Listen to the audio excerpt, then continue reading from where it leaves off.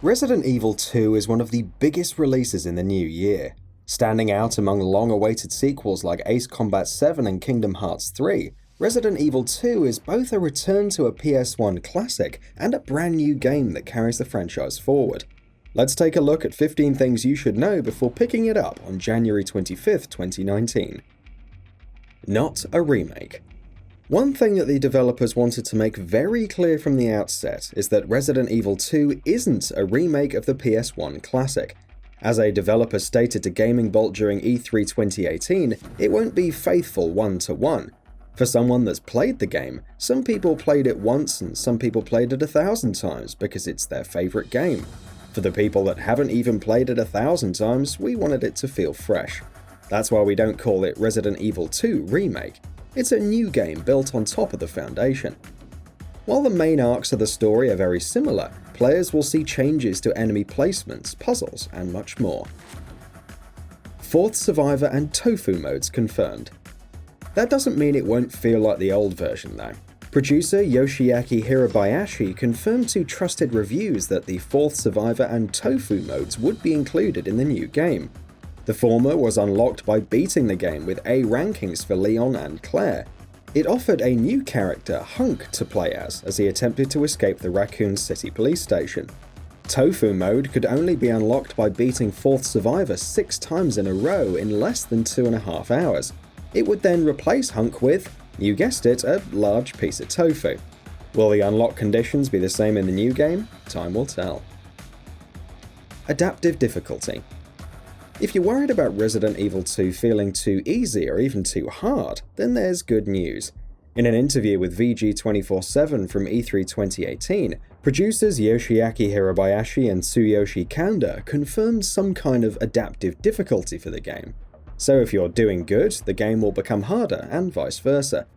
However, Hirabayashi wants to ensure that there's always a sense of dread and tension, regardless of how well the player is doing. PS4 Pro and Xbox One X enhancements. Resident Evil 2 will be enhanced for the Xbox One X and PS4 Pro. As a developer explained to GamingBolt, you'll have a choice between 4K resolution, though whether it's native 4K is unconfirmed, and 30 frames per second, or 60 frames per second at a lower resolution. Sadly, we don't yet know what resolution and frame rate the Xbox One and PS4 versions will run at. Enhanced narrative. The writing for Resident Evil games, especially the old-school PS1 titles, wasn't the best. Most dialogue was laughable as opposed to scary. Resident Evil 2 for the current gen will attempt to fix that, offering intentionally light-hearted moments instead of accidentally hilarious ones. Furthermore, the narrative is being enhanced. Encounters like Claire meeting Sherry for the first time feel more organic and real. Overall, there'll be more fleshing out of the various characters inhabiting the world, as opposed to making their existence arbitrary. More realistic characters. When it was announced that the characters' old outfits had been changed, there was some kind of skepticism from die-hard fans. However, given that Resident Evil 2 is going for a more grounded and realistic look, it made sense for the developers to remove Leon's shoulder pads and provide Ada with more of a mysterious look via her new trench coat. Don't worry though, the classic costumes are still available to unlock, though we're yet to find out how. Room layout, enemies, and sound design changes. Perhaps the biggest change for Resident Evil 2 is the new camera angle. We have an over-the-shoulder camera perspective, as opposed to fixed angles. Obviously, the gunplay and pacing changes as a result. The developers thus had to rethink enemy placement, sound design, and room layout to ensure a better fit for the new camera system. Things may look familiar, but the new perspective makes it all feel different. Boss fight changes. Of course, the camera system means that boss fights have undergone significant changes as well. Encounters with William Birkin and the Tyrant feel much faster and more visceral, encouraging the player to read their movements and look for opportunities to run away or fight back. The more responsive controls should help in that endeavor too, especially since you're not locked to the tank-like scheme of the original game. Collector's Edition. Available at GameStop in North America for $199.99, the Collector's Edition features quite a lot of goodies. Along with the base game, special deluxe packaging, and an extra DLC pack card, players get a variety of alternate outfits for Leon and Claire. An additional weapon is included with the Samurai Edge Albert model, and you can also swap to the old-school soundtrack in-game. Other extras include a 12-inch figure of Leon, a 32-page art book by journalist Ben Bertolucci, the original soundtrack, and an RPD renovation design poster, which showcases how the building was changed from a museum to a police station. New puzzles. Though many areas will be familiar to hardcore fans, there will be some new puzzle-solving opportunities throughout. Area layouts have been changed significantly, and you might come across some unfamiliar puzzles. For instance, when heading into the weapons locker room after meeting Marvin, who totally survives for sure, you'll need 2 numpad buttons to open some of the lockers and garner the required items. How you get them is ultimately up to you. No VR support.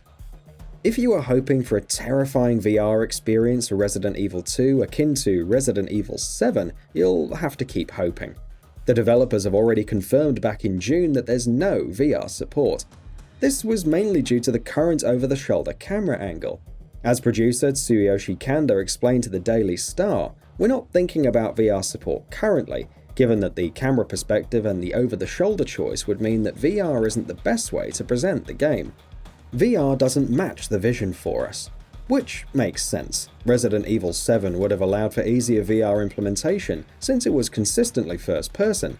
And before you ask, no, there isn't any VR mode from the perspective of the E3 trailer's Rat, who totally doesn't survive. 800 devs at one point.